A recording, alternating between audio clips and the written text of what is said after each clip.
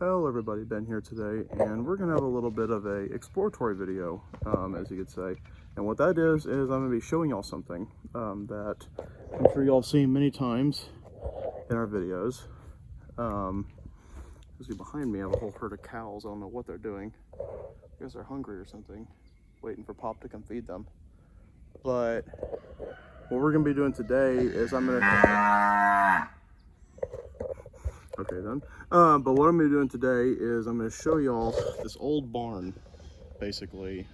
Nothing too exciting, or I don't know, maybe y'all might think it is. But of course I've been, around this barn my whole life.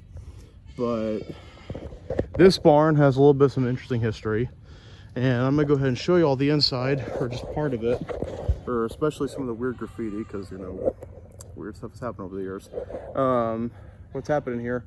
But I'm gonna show y'all around a little bit, and hope y'all might enjoy it. I'm gonna tell y'all the history of it, and we're gonna go ahead and go in right now. So as you can see, nothing. It's not that large, or at least what's left of it is not that large.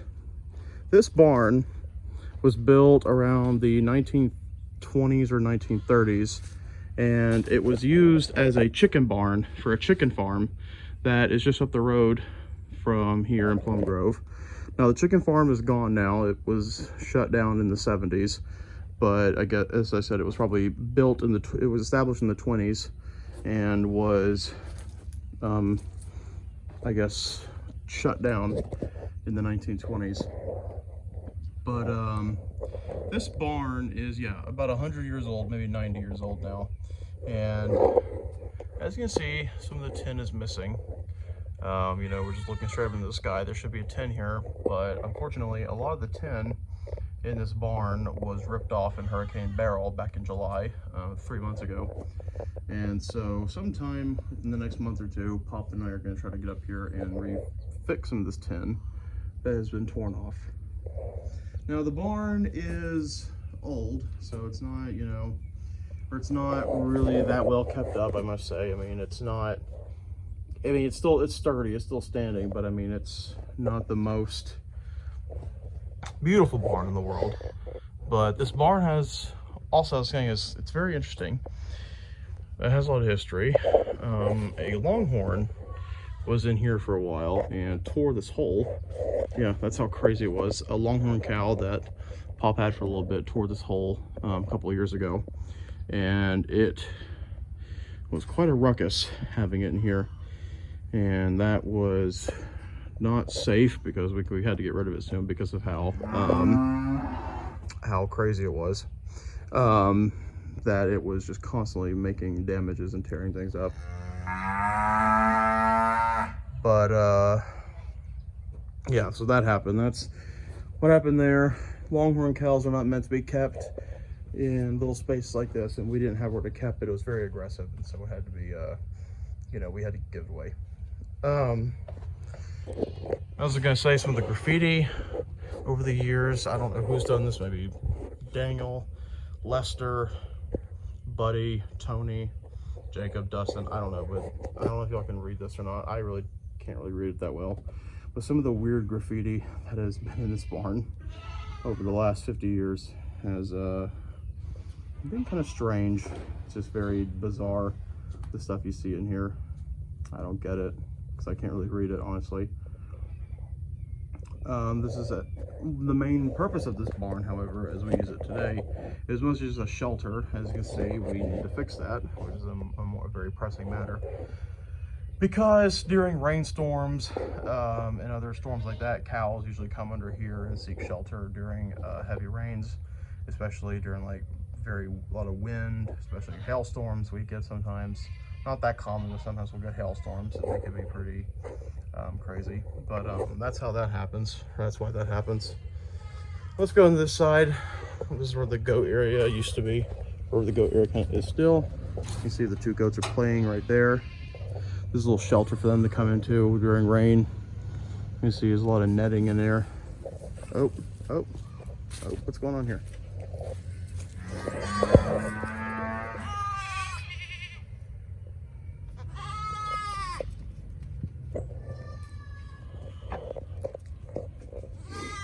I don't know what is going on here.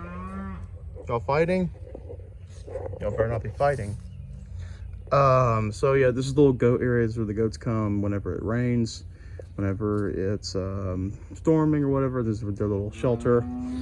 Well, those goats over there have their own shelter. That little building right over there. But these little goats, these people who live over here, this is their little shelter.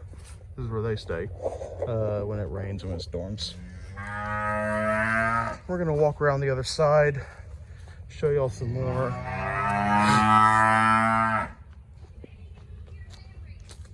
Show y'all some more stuff around these big old cows. I don't know what they're doing. As I said, I think they're just waiting for food. Okay, here's the other end. Oh, I was gonna show you some more. This is a little storage area in here. You should just keep stuff in there. Maybe like one goat, if they're sick or something, we'll keep them in there. So another interesting thing about this barn is that this barn used to be a lot bigger. This barn was used and part of the barn was torn apart and it was reused for building a shelter, or no, for building a house. Part of Gigi and Pawpaw's old house that burned down in 1990, that sat where that house is now, in their old house. Part of that barn was used to build it. However, it was destroyed in the fire, of course. Old Pops, Gigi's dad, he had a mechanic shop out in Tarkington that he used part of it to make. And multiple other people in Palm Grove used part of it to build stuff, whether it be part of their houses or part of other barns.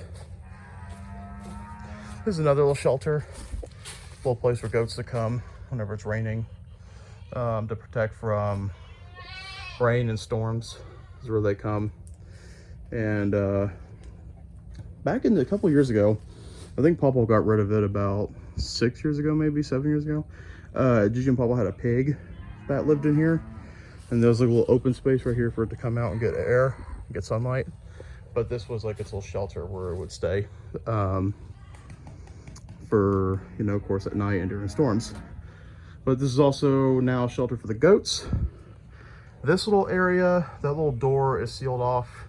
It goes up into a high platform. I'll show y'all just a minute. Or I think, actually, wait.